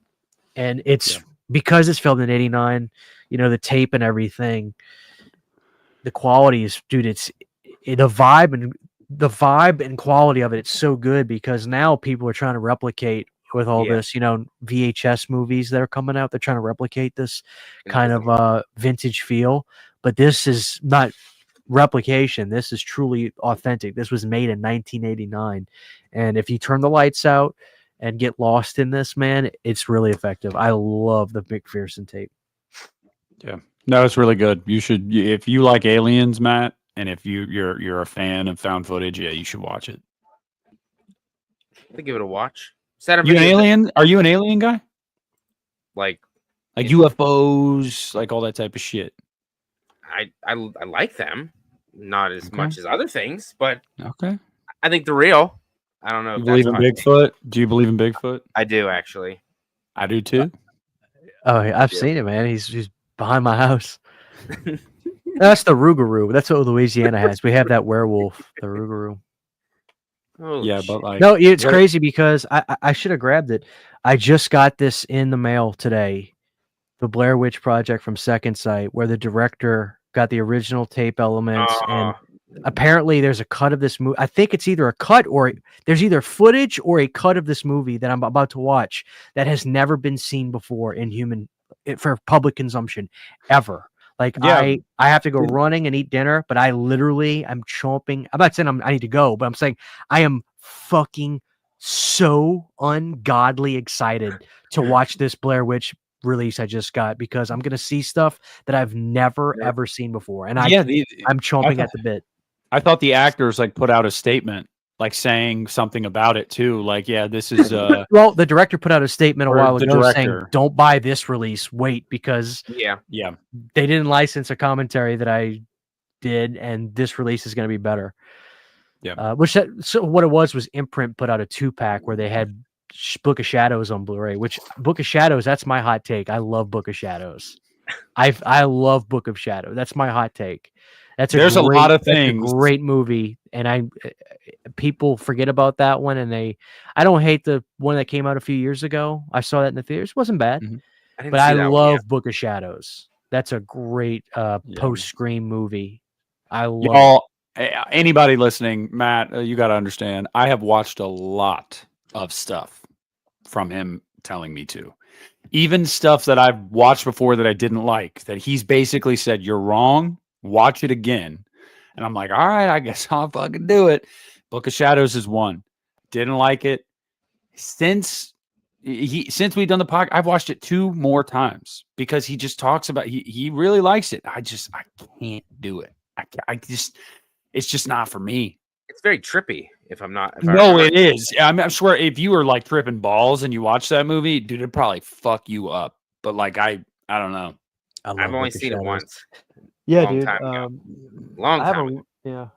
I have a cool release of it somewhere, but I already had it on Blu-ray, so that's why I didn't get that. But no, I'm excited. This Blair Witch release is probably going to be the release of the year, I think, when I get my hands on it. Because tonight, all I'm doing is devouring everything on that, and I can't wait. I'm gonna watch it in here with my lights out, man, on my You my have big to. TV.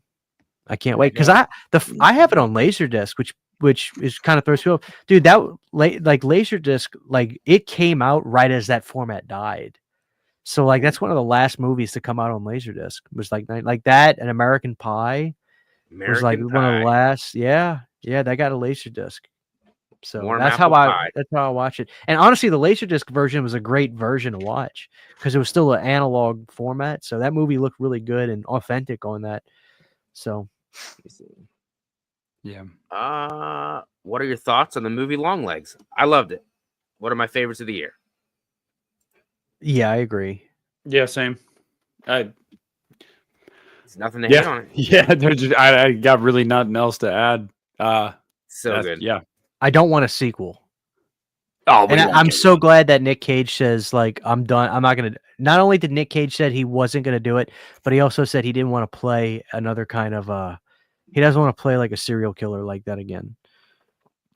You know, there's a lot of things about Longlegs I was thinking about. Me and Sydney watched, because when I bought it for me and Sydney watched it because she never went to the theater with me. And when I watched it again, I started picking up on some stuff. Like, there's a theory that I was thinking about that he supposedly was like an 80s rocker. And that's why he has all the plastic surgery and he's blown his face out and stuff. And that's why he has the long hair. And like he had that room with like the makeup mirror, kind of like the guys do before a gig where they sit and like with all the bulbs. And I tried to, Yeah. I wanted to pause it because I wouldn't be surprised if there was probably some posters. Was there a Bob Dylan thing or something on the wall? There was like a band, an artist that was like a poster around that. I think there's a lot of subtext to that movie. But I'll tell you what I'm excited for. Oz Perkins did another movie called The Monkey or something. Stephen King. Monkey. Yeah, Rowan Campbell's in it. Yeah, right now I he's love got him. right now Oz Perkins has my attention, so I'm really looking forward to that. Hey, more Corey Cunningham. I can't wait. I'll be there. I just delivered the poster for the Monkey the other day to my local. That's something theater. that's fucked up. You know what? I'm gonna give my last hot take of the night. This is my closing salvo, because this is piggybacking off of what Christian just said. No matter whether you liked Ends or not, Rowan Campbell was really fucking good in it. And my hot take is that I thought I would see him land a shitload of roles after that movie, and The Monkey is the first thing he's done since. And I'm kind of surprised because, I mean, I guess that's what bad word of mouth does about a movie. No matter what your performance is in that movie, if people didn't like the movie, they didn't like the movie because of your character. It's almost like people are like, I don't know. But I think he's a really good actor. I want to see him in more stuff. I do. You're not wrong. He was in the Sabrina Carpenter music video. He did that, so that's good for him. Yeah. That was a good video since they were killing each other the entire time. Yeah. It was good to see him in that, but like you said, he's not in really anything else, and I don't know why. Yeah, He's probably doing all those damn conventions. He ain't got time to film nothing. I tell you what, man, he's definitely not going to be the next Josh Hartnett, sadly. Oh, speaking of Josh Hartnett, I watched Trap the other night. What'd you think? It was okay. It's a one and done type of movie. Like, I'm not going to watch it again. Did you prefer the second half to the first half of the movie? Because I did. No. Like once they get out of the concert venue, I thought that's when the movie actually got decent. No, I actually thought him trying to avoid everything was pretty cool. I did like that, but it's a one and done type of thing, and Shyamalan's lost his fastball, man. He did. You know what? He might have, but I still believe he can do it. I still think he can do it, but right now he's doing all this shit based off of books, and maybe he was always doing that. I don't know, but I don't know, man. I just wish he would really go back to the drawing board and take a few years off and just like, I really hate Knock at the Cabin. I just thought that was so bad. I watched it twice. And I like Batista. I just thought he was shitty in that. His character was shitty. I hated that movie so much. Well, what are his last 4 movies, man? Glass, not very good. Knock at the Cabin, not very good. Old, terrible. I didn't like Trap. Old. No, and Trap is fine. I think Trap is the best out of those 4 that you said to me. 100%. Of his last 4, Trap is the best, and even then it's just okay. Yeah. Oh, dude, I've had a few people tell me, Christian, go see Smile too. Like, they liked it. Yeah, people are saying it's better than the first one, but I didn't care for the first one. I didn't either. Well, I mean, it was okay. I mean, but again, it's kind of the same thing. It's just like, okay, what's next kind of movie, which that's fine. Not everything needs to be a masterpiece, but I just wonder, like, because they marketed that movie so good. That's what Paramount's so good at. Like, they really made us believe that it was a demand it campaign for Paranormal Activity. Like Paramount couldn't fund putting that movie in 3,000. Like, it's brilliant that they tricked everybody. Like, they're brilliant marketers. They're the best at that kind of stuff. So my worry is now they got the awareness for Smile 2. Now they have to deliver another good movie. And I don't know if that's the case, but I'll be honest with you, my curiosity is definitely piqued. I mean, I'm going to stream it. I'm not going to go to the theater to see it, but I'm definitely piqued on seeing Smile 2. Well, 2 things. This is all I got to add to the conversation tonight, boys, is 1, Terrifier 3 has crossed $80 million worldwide, which is fucking insane. And 2, photos of the leaked popcorn bucket for Nosferatu came out, and it's fucking sick. It's like a fucking coffin. It's like this old school. It's fucking sick. I hope I can get my hand on it. I'm sure I will. Even if it's like an AMC, I can reach out to people. get me Yeah. one. But Damn. But yeah, Terrifier 3, $80 million. I've only seen the first 30 minutes so far, so I don't know. of Would you- Terrifier 3? Illegally? No. You're going to prison. No. What do you mean? No. I watched the first 30 minutes and I said, I don't really give a fuck about this movie. I'm on the opposite side of the tracks. I get it. Everybody loves Terrifier now. Ugh. I don't get it. I don't get it. I don't think it's that great. Sorry. Bob Marley. That's pretty terrible. My kid found the shitty mask in a box the other day, and he was walking around with it. And I was like, William, look at the hair. You could at least wear a better Myers mask than this piece of shit. It's the most unique male pattern balding I've ever seen. Wow. There's a reason it's been in a box for over 10 years. But I have it that back mask, there. man. At the time, it was a good mask, though. Like when I remember getting it in like 2009 or whatever, I was like, this wow. was before Trick or Treat Studios. Yeah. It was slim I'll pickings tell y'all- back then. I'll tell y'all something, man. So, they did not popcorn buckets. They did candy buckets of the Halloween 3 masks, and I got one because I was like, I want a fun little candy bucket. Let me tell you something. For people that want to like have masks and stuff to display, those candy buckets are so detailed. They look just as good as having the mask on the shelf, and you don't have to worry about the temperatures messing with the latex. Dude, those Halloween 3 candy pails are incredible. Like I bought one and I was like, I'm just gonna get one, but it was so nice that the witch. Then I got the skeleton, and I was like, holy shit, like this is so detailed and painted so well. And then I saw that they did the Halloween movie pumpkin, like this pumpkin.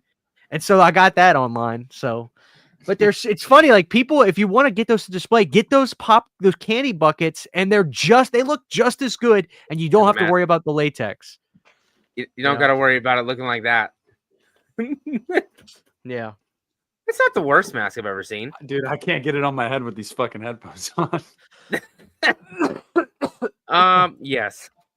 Is that Jack Black and I Still Know What You Did Last Summer? Yes, it is. Yes. Yeah. He's portraying a black drug dealer, which is pretty funny. But God, that mask is terrifying. What if that shows up in your bedroom at night? Dude, I used to laugh my ass off when I would do this stuff just to like, I don't even know why I would do it, but I would just like take these masks sometimes and I would just be like,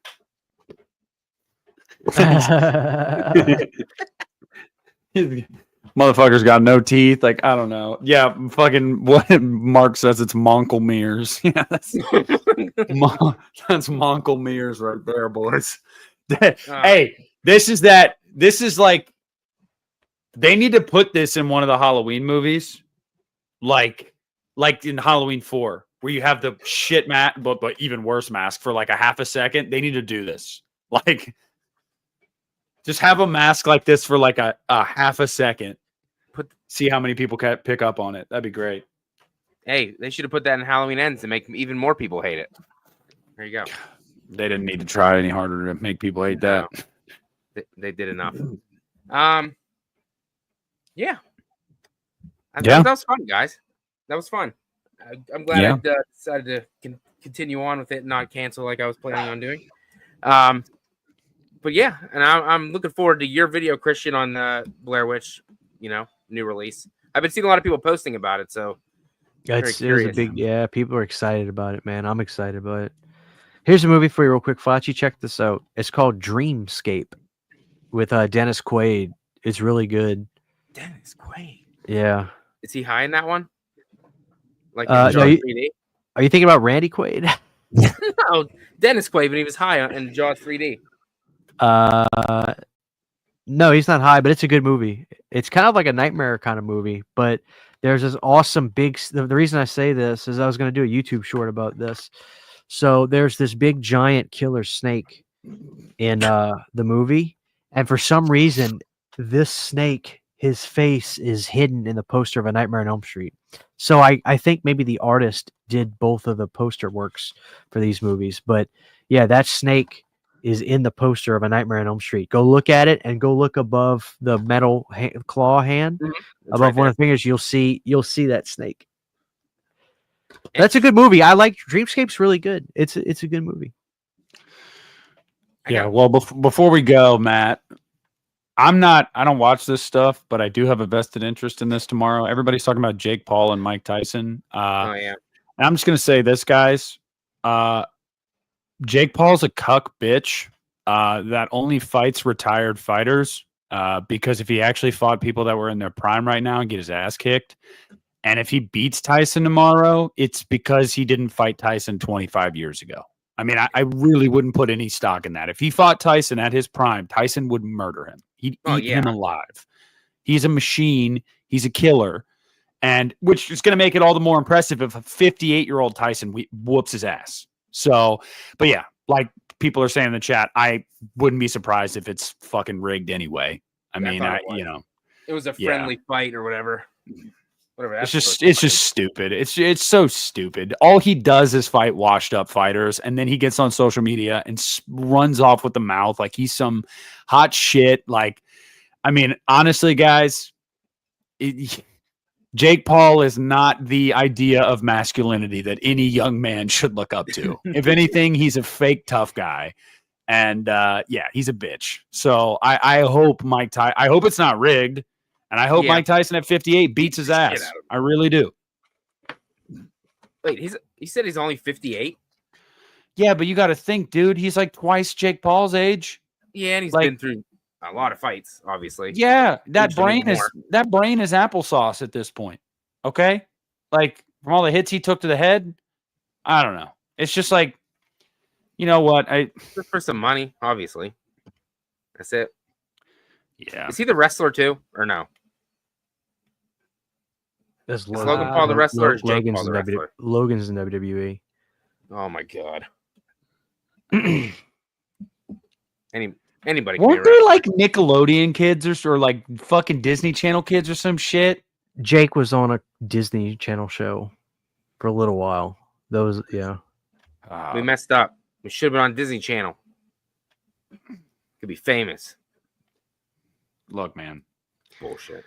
It's just, I honestly, I don't know why you have such a negative outlook on it. I am so excited. This is so fun, and I got news for you. Boxing is a money game. Jake Paul is gonna make these guys are. I don't even want to know the amount of money Tyson and Jake are making from this. It's a money game. Yeah, but isn't it bullshit if the outcome is almost predetermined already? We'll know within the first 30 seconds. Because if it is, that's just nobody wants to see that. But like, I don't think I was speaking facts when I said all Jake Paul has done is fight people that are retired or out of their prime. Yeah, no, I understand what you're saying, but my point is it's a money game. He is making he's made boxing a thing again. I'm not saying I'm a Jake Paul fanatic, but he's definitely made boxing a thing again. Boxing's been fucking dead for years. And Tyson even says that. He got asked about those guys a few years ago. He says people could say what they want about them, but they've made boxing a thing again. Boxing has been brought back to high school gyms for pro bouts because they can't bring people in to watch anything. And ever since Floyd stopped fighting, I mean, I think the last big boxing match anybody really gave a shit about was Floyd and McGregor. Like, and I called Floyd on that. All my friends were like, "Gregor's gonna kill him." I was like, "No, he's not. Floyd's gonna fight like a bitch. He's gonna fight very defensively, but Floyd is gonna do it." So I don't know, Dick. I just think you should lighten up and have some fun. This is so exciting. The world is gonna be watching this tomorrow. It's not exciting. Here's because I'm a cynic about it. I think that it is. I think it's rigged. I don't think it's going to be an actual fight. And if it is rigged and it's not an actual fight, then I'm not excited about it. Because if it was an actual fight with the outcome not predetermined, I don't think he stands a chance against Mike Tyson. I just think for you to say that Jake, are you saying that you don't think Jake is an actual boxer? That's not what I'm saying. Clearly, he's a boxer. Clearly, he has the technique. Clearly, he's very in shape. He trains. Of course. But would you do anything different than him? If I wanted to be taken seriously as a legitimate boxer at the top of my game, you would fight nobodies in high school gyms. No, if I were Jake Paul and I had all the money in the world and I actually wanted to make a name for myself in boxing. Yes, he's brought boxing back, but anybody that actually like is a boxing fanatic, I'm not one of them. My brother is, will tell, and he likes Jake Paul, but even he will tell you it's not impressive. You fighting all these old dudes. It's just, if this were 20 years ago, maybe, because all these dudes would be in their prime. But yeah, I just don't find it impressive. I really don't. That's not to say he's not a good boxer. Clearly he is, and clearly he puts the time and the effort into it. But like, stop. You're not Floyd Mayweather, dude. You're not Mike Tyson in his prime. Clearly, because you won't fight anybody that is your age. I mean, I understand what you're saying now. Well, I think after this, he could definitely transition into fighting contenders. But the thing is, I think the one time he did, he lost by decision to Tommy Fury. Tommy Fury. Yeah. Yep. Just in the chat. Yeah. So no, now I see where you're coming from. It just sounded like you were just like, "Fuck this, it's stupid." I'm like, "Come on, dude, this is I'm so gonna watch fun. it. I'm gonna watch it. Yeah. I literally can't wait. Me and Sydney are having some friends over tomorrow. Like, I cannot wait to watch this. Who you rooting for? Jake. Mike. I gotta wait for Mike Tyson. I want to see Jake see Jake eventually become a world champion in boxing. Well, he's never going to do that, Christian, because he won't fight anybody his age. Yeah. Between the two, let me tell you, I don't know if I've ever told you, I've met Logan. I've met him in person. Years ago, he did a video. People could look this up. He did a video where he came to my hometown and was mayor for a day. And he came through our town and was knocking on people's and handing out pizzas. I talked to him. This was years. This was before the Japan forest incident. Like way before that. I'm sure you know about that. But I got to meet Logan. He was a nice guy. If I'm not mistaken, most people like Logan. It's Jake that they don't like. I don't know. I think most people don't like Logan because Logan, the forest thing really ruined it. Well, yeah, that's kind of fucked. Yeah. I'm not a huge fan of either of them. I watch them because they're always in like, I watch Drama Alert with Keemstar and all this stuff, and they always pop up and I hear about them. And Logan had the crypto scam. CoffeeZilla destroyed his ass on that crypto zoo thing. I don't know if you guys are even into that at all, but CoffeeZilla, it's one of my favorite channels, but Jake doesn't get in as much trouble. I think between the two, Jake is the better. What I want to see eventually happen is the brothers get in a boxing match. We'll see. Yeah, but here's the thing. I'll just say this. People didn't think Dua Lipa was going to be a pop star. Look at her now, 1986. Dua Lipa, baby. So look, all I'm saying is I find it easy to root for Mike Tyson. One, because I think that Jake Paul is just a douchebag. But furthermore, I think it's a way better story if Mike Tyson at almost 60 years old can come out of retirement and beat this guy that's just been running his fucking mouth for years. Like he's king of the fucking walk. I really, really hope it happens. But I think with the money in it, obviously Tyson doesn't have a future in boxing. So if you want to keep making money in boxing, Jake Paul's the name. So I do think the outcome is probably a little predetermined, which pisses me off, but it is what it is. You're gonna know within 30 seconds of that first bell if it's predetermined or not. Out, yeah. Well, I mean that's one thing I really liked about. I'm a huge McGregor fan. I've always I love Conor McGregor. Me too. I love McGregor. That boxing match, brought pro wrestling. He brought pro wrestling to UFC. Yeah, and like he talks such good shit. I love the villains. I love shit talkers. I love guys that are full of themselves in the sports world. Mm-hmm. I love that. I hate good guys passionately. I hate them. Don't tell me Tyson was a good guy. Tyson is a convicted. You know what? Yes, like, Tyson's a bad guy. He's a villain. Oh yeah. You know? Yeah, no, don't get me wrong. Fuck no. But I just like the thing about the McGregor and Mayweather thing was you could tell that wasn't scripted. Like McGregor gave it his all. And even as a huge McGregor fan, I knew he was going to lose. He's not a boxer. Mayweather is an all-time boxer. Like you're not going to beat him on his turf. Right. But I was impressed with McGregor because he hung in there for multiple rounds, gave the dude all he could. At one point, you could tell he was shaking him a little bit, but Mayweather's style has always been absorb all your blows. Yep. And then I come for you. And so, but I gave McGregor a lot of credit for that. I still haven't really recovered from the Khabib thing, though. I went to a bar for that fight, the Khabib McGregor. I went to a bar. First time I ever went to a bar for a UFC fight. I got hammered, and I just remember being like, wow. Dude, everybody has their moment, and then eventually somebody comes along, takes it away, takes the mantle. Like I was, dude. I was a huge Brock Lesnar guy when he got into UFC. I'll never forget. He damn near killed Heath Herring. I don't know if y'all remember that fight. He literally cracked his skull. He hit him so hard in the head, he cracked Heath Herring's face. Ugh. I don't think Heath Herring ever fought again. But then Shane Carwin came out and got him. Broke my heart. Yeah, that's Brock.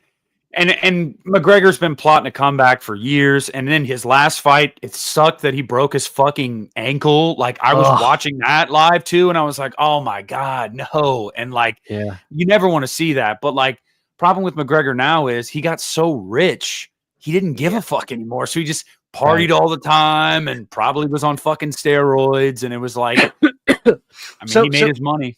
Here's the thing I'll say. Here's my prediction for the fight. It's going to come out one or two ways.